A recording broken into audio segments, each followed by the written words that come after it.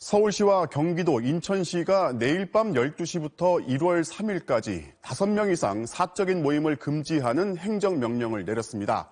거리두기 3단계 때 적용하는 10명 이상 금지보다 강력한 조치로 성탄절부터 연말 연시를 묶어서 이 기간 동안 아예 모일 생각을 하지 말라는 경고 섞인 호소입니다. 먼저 김윤미 기자가 보도합니다. 수도권에 내려진 5인 이상 집합금지 행정명령은 모레인 23일 0시부터 내년 1월 3일까지 12일간 실시됩니다. 실내외를 막론하고 4인 이하 모임만 가능해 동창회, 송년회나 직장회식, 워크숍은 물론 개모임과 집들이, 돌잔치, 회갑 같은 사적인 친목 모임이 전면 금지됩니다. 다만 결혼식과 장례식은 거리두기 2.5단계 기준인 50인 이하로 허용됩니다. 성탄절과 연말 연시를 앞두고 거리두기 3단계에서 적용되는 10인 이상 집합금지보다 더 강력한 5인 이상 집합금지 카드를 꺼내든 건 그만큼 수도권 상황이 절박하기 때문입니다. 지난 일주일간 수도권에서 하루 평균 발생한 확진자 수는 712명. 다른 6개 권역보다 평균 15배가 넘을 정도로 심각합니다. 지금 서울은 폭풍 전야입니다.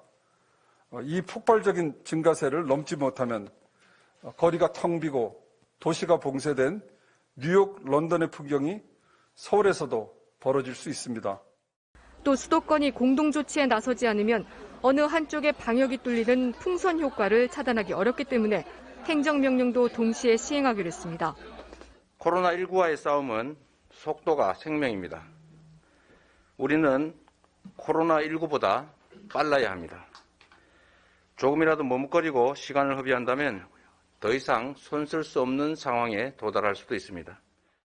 수도권 지자체들은 집합금지 위반 행위가 발견되면 이용자와 사업주 모두에게 과태료를 부과하고 행정 조치를 하는 등 엄정 대응하겠다고 밝혔습니다.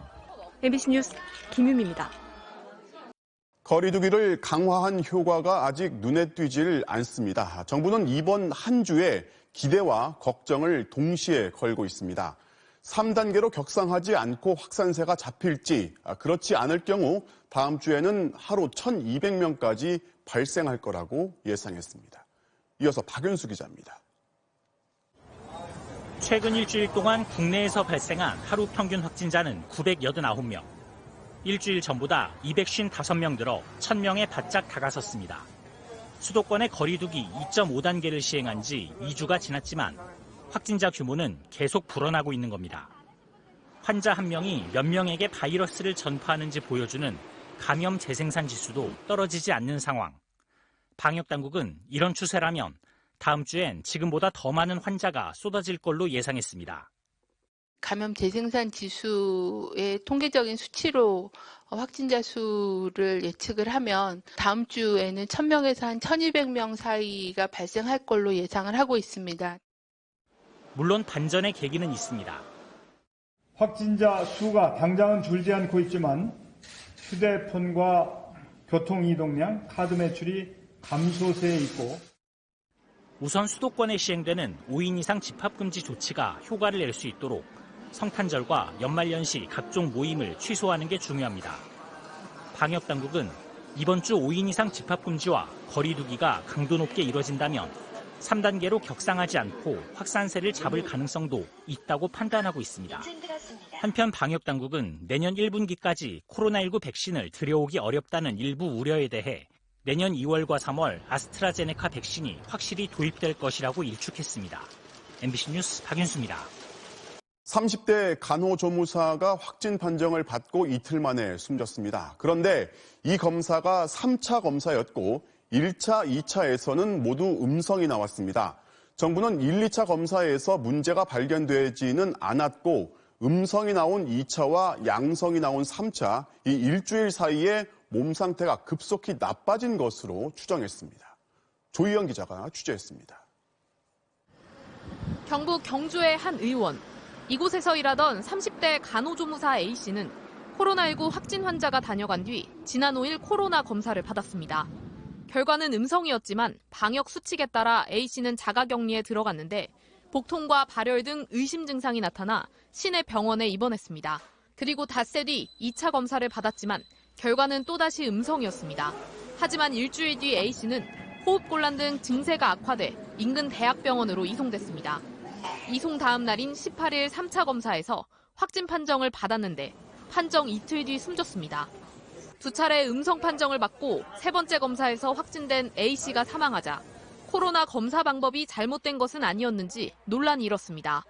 하지만 방역당국은 음성 판정을 받은 두 차례 검사를 확인해 본 결과 현재까지 검사 분석 과정의 문제는 발견되지 않았다고 밝혔습니다.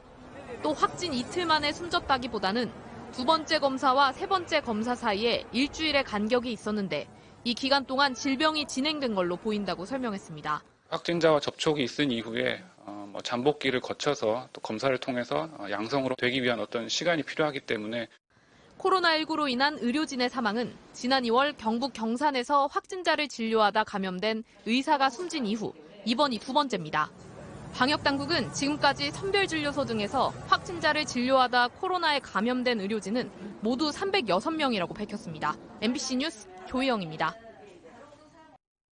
벼랑 끝 상황에서 백신 접종을 시작한 영국에서는 기존 바이러스보다 전염력이 강력한 변종이 등장하면서 환자가 급증하고 있습니다. 영국은 주요 도시를 봉쇄하고 있고 유럽의 다른 국가들은 그런 영국을 향해서 빗장을 걸어 잠갔습니다. 보도에 김정원 기자입니다. 프랑스행 고속철 유로스타가 출발하는 영국 런던의 한 기차역. 매표소 앞에 여행 가방을 든 사람들이 길게 줄을 섰습니다. 영국을 빠져나가는 마지막 기차를 기다리는 겁니다. On a pris les deux derniers tickets aujourd'hui. On avait des tickets respectivement lundi et mardi. 영국은 변종 바이러스로 확진자가 폭증하자 런던과 잉글랜드 남동부 지역에 기존에 없던 4단계 방역 조치를 내렸습니다. 4단계에서는 필수 업종 외에 거의 모든 상점이 문을 닫고 대부분 집에 머물러야 하는 사실상 봉쇄 조치입니다. The new variant is out of control. News about the new variant has been an incredibly difficult end to, frankly, an awful year. 유럽 각국은 영국발 교통편을 제한하며 사실상 영국 봉쇄에 나섰습니다.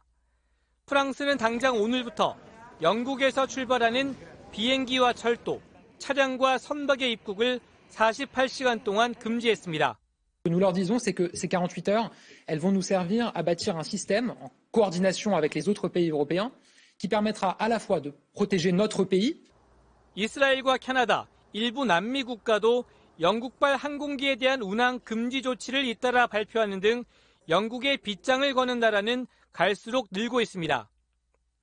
하지만 전문가들은 변종 바이러스의 감염력이 70% 정도 더 높은 건 맞지만 증상을 더 악화시키거나 전 세계적으로 확산할 가능성은 낮은 것으로 보고 있습니다.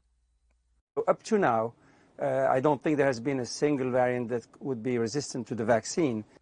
유럽연합 EU 회원국들은 오늘 긴급 회의를 열어 변종 바이러스 확산을 막기 위한 대책을 마련할 계획입니다. MBC 뉴스 김장원입니다. 코로나19 확산세가 계속되면서 방역의 최전선에 있는 의료진들의 고충은 날로 심해지고 있습니다.